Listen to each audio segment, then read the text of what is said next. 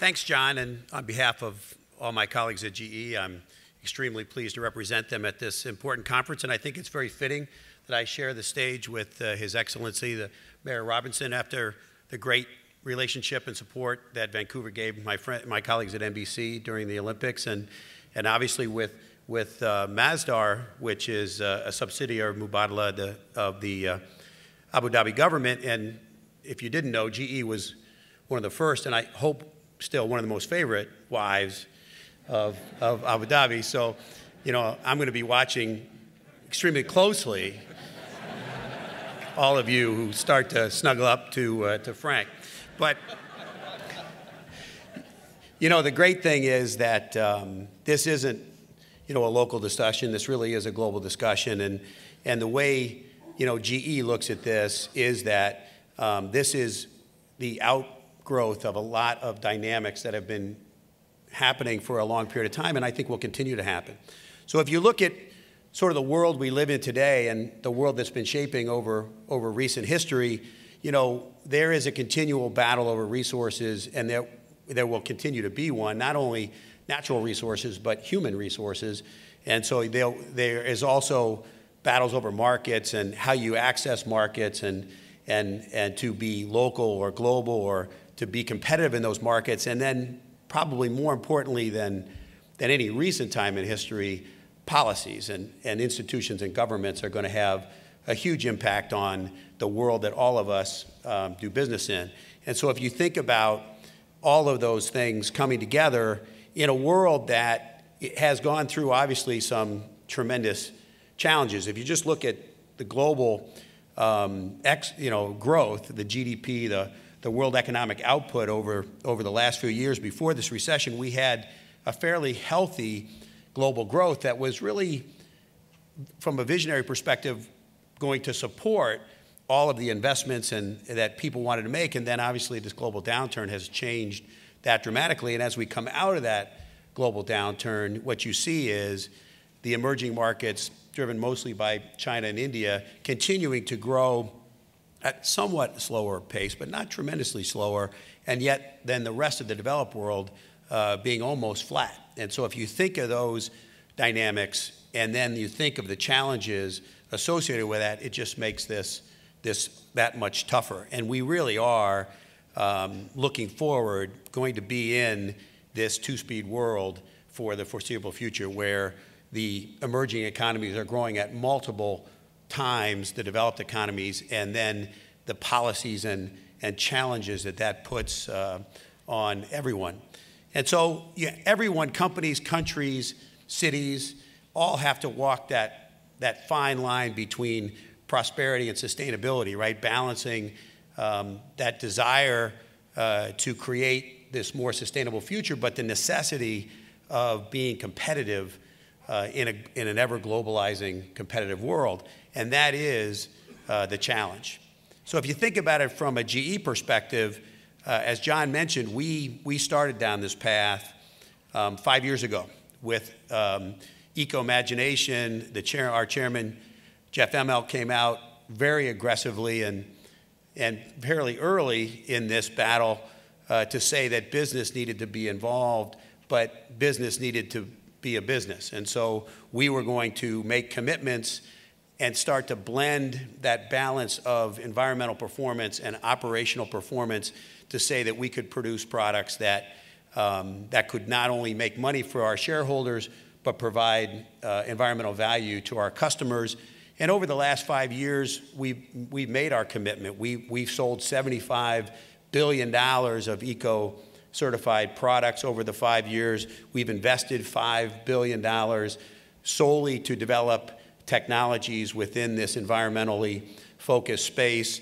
And we've saved, as a company, $100 million a year in taking those technologies and improving the efficiencies of the General Electric company.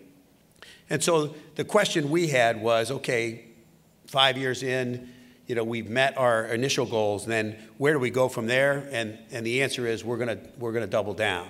We're gonna increase our commitments for the next 5 years. We're gonna drive another $10 billion into R&D to continue to build out this portfolio. You know, we're gonna commit to grow our eco portfolio revenues twice the general growth of the company. I think we've learned over the last few years not to pick any raw numbers. The economies are a little difficult to predict, but we're going to say we're going to grow this part of our portfolio twice as fast. We're going to increase the energy efficiency of our own operations by 50%, reduce water by 25%, and then going from just communicating to trying to develop a vision with our partners all around the world around this sustainability future and how we see the marriage between policy and business. And so we're kicking this off really right about now. It's a big commitment from a company perspective, and obviously GE, especially the energy business, has somewhat of a unique position because we have a lot of products and services that fit in this space. So if you think about what our suite of ecomagination products, and you can see them here, they go from jet engines to locomotives to wind turbines to our Jenbacher engine. We have a great relationship with Nextera here. You heard the mayor mention them. We have a gasification, wood waste gasification project pilot going on, and we've been fortunate enough to also be successful to have a plant being built now at the University of British Columbia. So that's a great technology and marriage between a global high efficiency reciprocating engine that has the capacity to burn almost any type of fuel and a local technology, gasification technology here to then drive that bio waste. Our wind business, we have relationships with Plutonic Energy here. We're building and investing in renewable projects with them, not only wind, but hydro. We have a lot of investment in the water portfolio because water, the balance not only of the challenges of water and the challenges of energy, but the amount of water that's utilized within the energy industry really focus, GE as in a very unique spot to work on both sides of that. And our water business is investing a lot of technology to use gray water for industrial water. Water reuse is a big focus you'll hear from GE, especially within US and North America. And so this portfolio continues to grow, and it provides us a very unique set of technologies that we can work with partners all around the world to drive pilots like the ones we're doing here in British Columbia, and really then prove out these technologies and allow them to be scaled. So if you think then about how this is one view of carbon reduction from the World Energy Forum, but just a way to think about where we're investing our money and how it can impact climate, greenhouse gases, and carbon. Energy efficiency, you hear a lot of discussions about capturing carbon and non-carbon generating types of energy, but in this world, we create a lot of energy from carbon-producing fuels, and if we can increase the efficiency, it has a big impact, and that's actually what the mayor, as he talks about existing buildings and improving the efficiency of those buildings, that goes to, from our perspective, to power plants and to all other types of infrastructure. So whether it's doing combined heat and power projects versus just energy, whether it's just improving the efficiency of aircraft engines or locomotives, we're investing tremendous amounts of money in those types of technologies really to allow the products to move up the efficiency scale.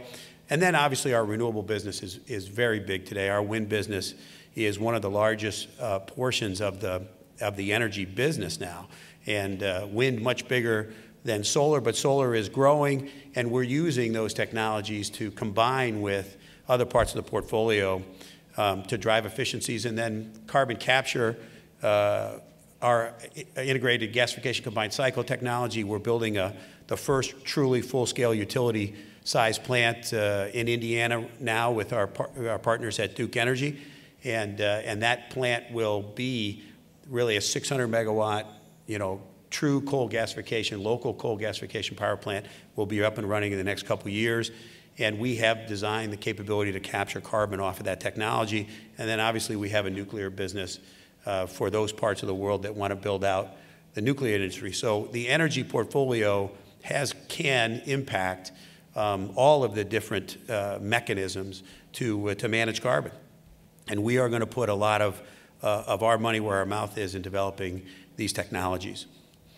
So what is this, where does this all come together? What it really comes together, we call it eco-imagination. You can call it almost eco-anything, but it's about the marriage between, private industry and public policy.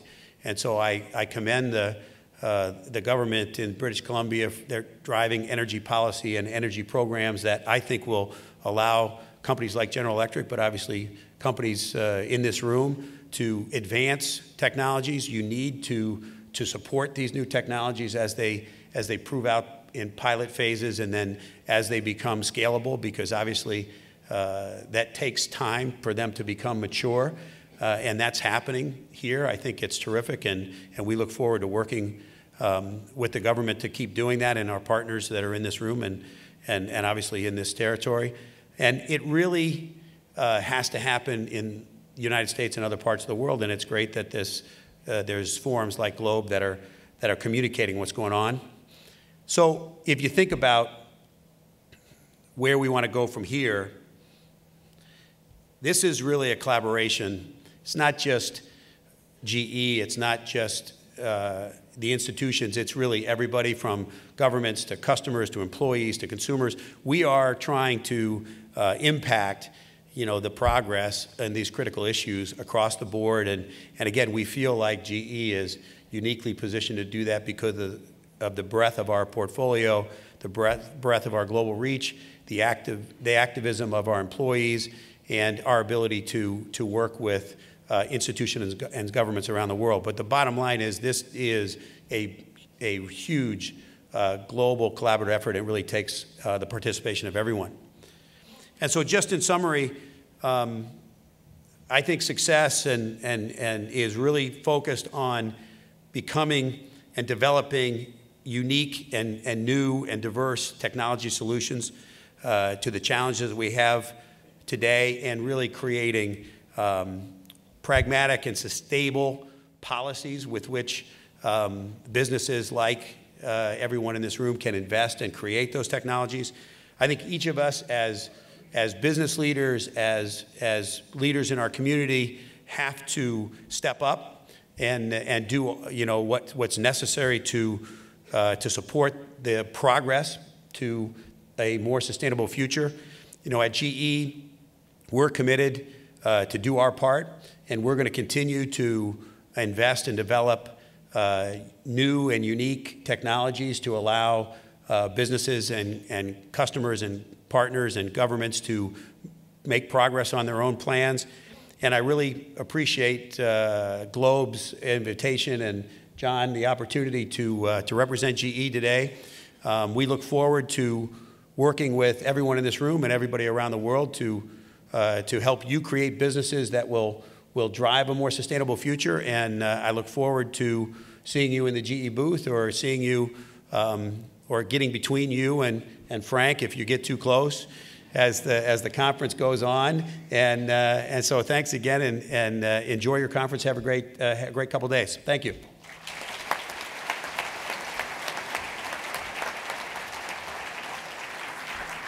Well, thank you, Jim. It's a real great example of how a company really is taking advantage of the new carbon, or the new economy. And we heard from the mayor talk about the vision for Vancouver and the business opportunities inherent in that. We heard from Frank the opportunities for marriage. We heard from Jim about the products and the company that is really taking advantage of that green economy that is out there. And Frank, really your point that renewable energy is here to stay, I think, is a really important one. Bottom line of all this is that the green economy is here to stay. The opportunities are great. The opportunities are here, and that's what really Globe's all about. So thank you very much, the speakers this morning. I'd like to now invite you all to have coffee and come and visit the trade show for the next half hour before the next sessions take place. And I thank you for this morning's. Thank you.